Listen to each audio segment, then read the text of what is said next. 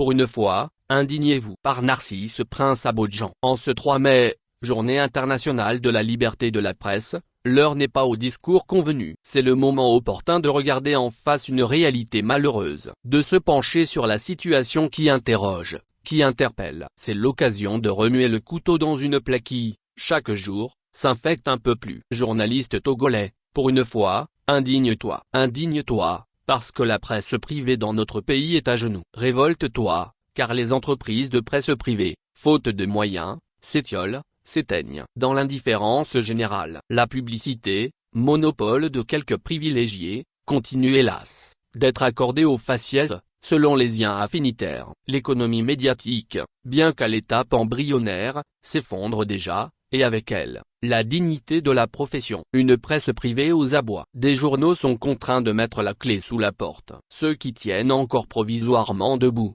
sont caractérisés par des parutions irrégulières. Les rédactions végètent dans la précarité. Entre vulnérabilité économique, fiscalité agressive, aide publique insuffisante, répression larvée et fracture numérique, les médias privés togolais semblent laissés pour compte. Pourtant, ils remplissent une mission d'intérêt général. Rien ne saurait justifier la décision de les soumettre aux mêmes régimes fiscaux que les entreprises commerciales ordinaires. Que dire du régime rigide de déclaration du personnel médiatique à la Caisse nationale de sécurité sociale? S'il est vrai que la pandémie a accéléré la chute, il est tout autant évident que l'indifférence et l'inaction collective sont en train de lui asséner les coups de grâce. Mais rien n'est tard. Rien n'est définitivement perdu. Si le réveil conscient et la mobilisation spontanée font corps avec des actions concertées pertinentes, rien n'est irréversible. Si pour une fois, les acteurs médiatiques jouent franc jeu, cela suppose de laisser au vestiaire les crocs en jambes, les tacles par derrière et surtout les buts que certains,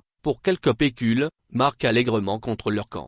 Journaliste togolais, une fois n'est pas coutume, indigne-toi. Une liberté d'informer en sursis. Le droit à l'information des citoyens semble s'éroder. L'autocensure refait surface, pendant que peur s'installe dans les salles de rédaction. La loi est devenue l'arme favorite, diffamation, atteinte à l'honneur, incitation à la haine.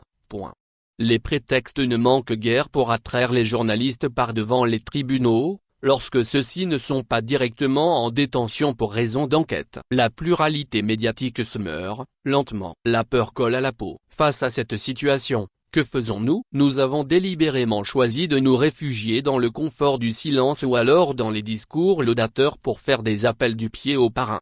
Une profession désunie, paralysée par l'indifférence. Le plus grave n'est peut-être pas la précarité, c'est notre résignation. Nous sommes devenus spectateurs de notre propre mal-être. Divisés, repliés sur nos intérêts égoïstes, nous sommes convaincus que chacun trouvera une solution personnelle à son sort. Erreur. Journaliste togolais, pour une fois, indigne-toi. Car s'indigner, c'est refuser d'être complice de sa propre destruction. C'est reconnaître que rien ne changera tant que nous refuserons de parler d'une seule voix. Il est temps d'ouvrir les yeux. Nous ne devons plus fuir le débat. Il est urgent de nous asseoir, dégrainer les problèmes, de proposer des solutions, et de les porter collectivement, avec courage et détermination. Car l'indifférence, c'est l'immobilisme, c'est la lâcheté, c'est la complicité. L'heure est venue pour les journalistes et auxiliaires des médias privés, à travers leurs organisations de presse, de se remettre en cause, de mûrir la réflexion et d'en sortir des solutions ingénieuses. L'exercice devra déboucher sur la formulation des recommandations à déposer sur la table des pouvoirs publics et de la mise en place d'un comité de suivi, entre autres.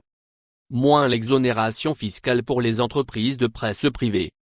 Moins l'instauration et l'application effective de mesures spéciales pour sauver les médias, des taxes sur les intrants, annulation des arriérés d'impôts, etc.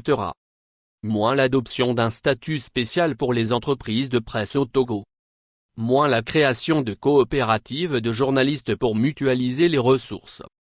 Moins la protection effective de la liberté de la presse. Moins la détaxation des intrants d'imprimerie, des matériels de production et diffusion médiatique qui inéluctablement passera par l'adoption du décret d'application de la Convention de Florence, 1950, et du protocole de Nairobi, 1976, ratifié par le Togo le 16 novembre 2009. Le souhait est de voir baisser drastiquement ou de moitié, les prix actuels des intrants d'imprimerie, des outils et matériels de production et de diffusion médiatique.